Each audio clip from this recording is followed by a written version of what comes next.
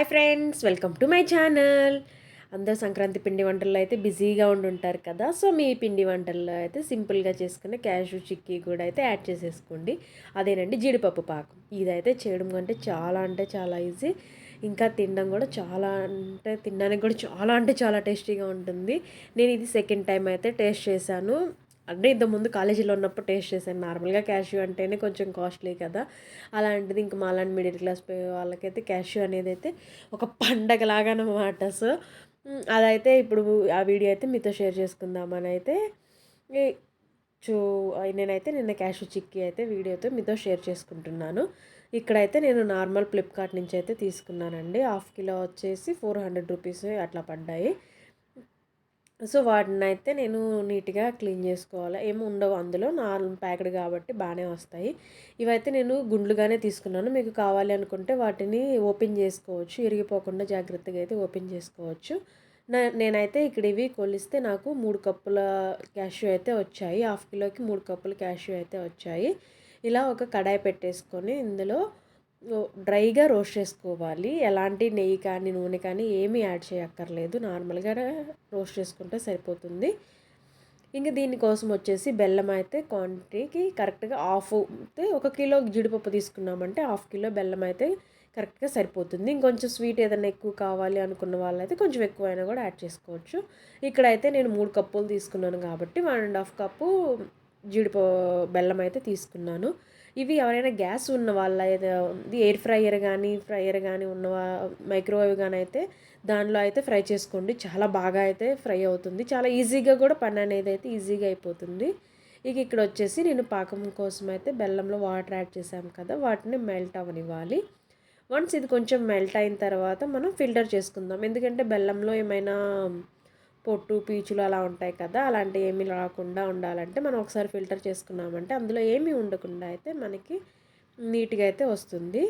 So ఇక్కడైతే బెల్లము ఉండలుగా ఉంది. సో అది ఇంత కరగడం కోసం అయితే కరగనిస్తున్నాను. అది వన్స్ కరిగిన తర్వాత అయితే మనం ఒక కడాయిలోకి ఇక్కడ ఒక టిప్ చెప్తానండి. ఇక్కడ నేనైతే డైరెక్ట్ పోసేసాను. అలా కాకుండా అందులో కొంచెం కానీ నెయ్యి కానీ నూనె కానీ వేసుకున్న తర్వాత పాకం ఈ బెల్లం వాటర్ కానీ పోసి కరిగించుకున్నామంటే మనకి అడుగంటుకోకుండా అయితే బాగుంటుంది. అది అయితే నేను ఇక్కడ మర్చిపోయాను. సో మీరు అలా మర్చిపోకుండా ఖచ్చితంగా అయితే నూనె వేసుకోండి. అప్పుడు బాండీ క్లీన్గా అయితే మనకి పాకం మొత్తం అయితే వచ్చేస్తుంది.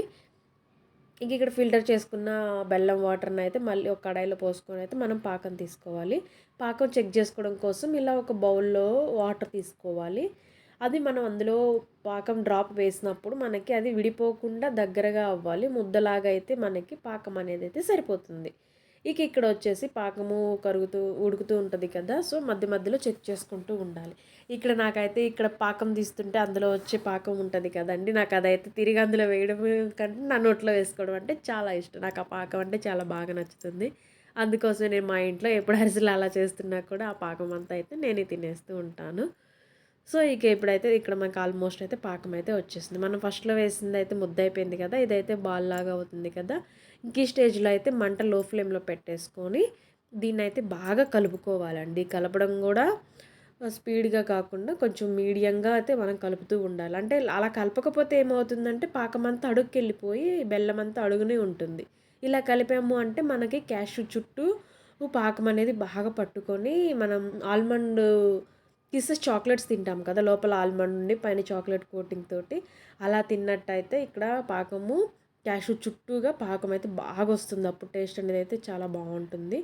ఇక్కడ వచ్చేసి ఒక 2 స్పూన్ల నెయ్యి కూడా యాడ్ చేసేసి బాగా మిక్స్ చేసుకోవాలి. ఇక్కడ ఏంటంటే నేను ఆల్రెడీ ఒక ప్లేట్కి అయితే ఆయిల్ అప్లై చేసి పక్కన పెట్టేసుకున్నాను. ఇంకా దానిలో ట్రాన్స్ఫర్ చేసేసి ఒక హాఫ్ అన్ అవర్ తర్వాత అయితే ఇంకా అది మనకి అచ్చులాగైనా వస్తుంది, లేదంటే ఇలా ముక్కలు ముక్కలుగా అయినా చేసుకోవచ్చు.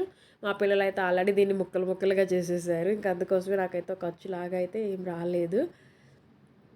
మీకు ఇంకా పక్కాగా అచ్చులాగా కావాలి అని అనుకున్నారంటే ఖచ్చితంగా మాత్రం బెల్లం అయితే ఇంకొంచెం ఎక్కువే యాడ్ చేసుకోవాలి.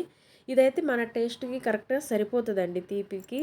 అలా కాకుండా చెక్కలాగా కావాలి అనుకుంటే మాత్రం ఇంకొంచెం పాకం ఎక్కువ బెల్లం ఎక్కువ యాడ్ చేసుకున్నా కూడా అలా అయితే వస్తుంది. చూసారు కదండి ఎంత బాగా అయితే క్యాష్యూ చిక్కీ అయితే చేసి చూపించేసాను మీకు. నా ఛానల్ని అయితే సబ్స్క్రైబ్ చేసుకోండి. ఇలాంటి కుకింగ్ రెసిపీస్ అయితే చాలా ఉన్నాయండి. పండగ స్పెషల్స్ కదా. బెల్లం సున్నుండలని, సన్న కారపూస ఇలా కొన్ని వీడియోస్ అయితే అప్లోడ్ చేశాను. ఇంట్రెస్ట్ ఉన్న వాళ్ళైతే అవి కూడా చెక్ చేసి నా ఛానల్ని సబ్స్క్రైబ్ చేసుకోండి. ఈ వీడియోకి ఒక లైక్ చేయండి. Thanks for watching. Bye bye.